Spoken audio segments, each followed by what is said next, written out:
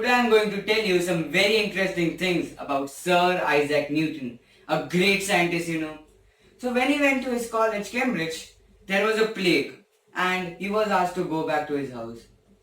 But at his home, he did 17 hours of physics and discovered what we today know as gravity.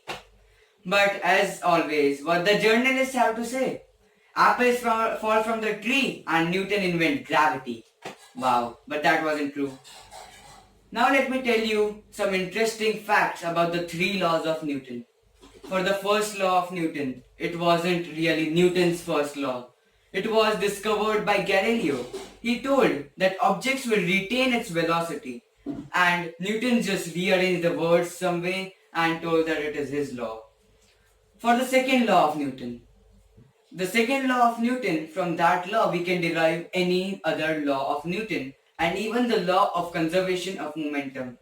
We can derive the first law by taking F equals to ma.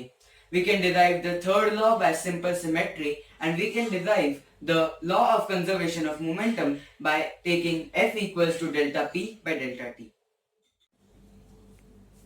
And a very interesting fact for the third law of Newton. You might tell the third law of Newton as every action which has an equal and opposite reaction. But that's not the complete law. The complete law states as every action has an equal and opposite reaction when acted on two different bodies, and that makes all the difference. Now a final wrap up around all of this. You might be knowing the universal law of gravitation derived by Newton. It says G by r square in its usual form.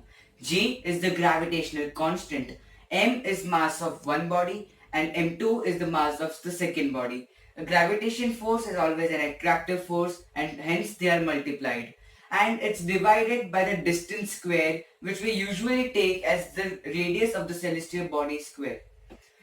And now you might be knowing all of this. But what if I told you that this is wrong? Einstein, by putting on his theory of special relativity, proved Newton wrong.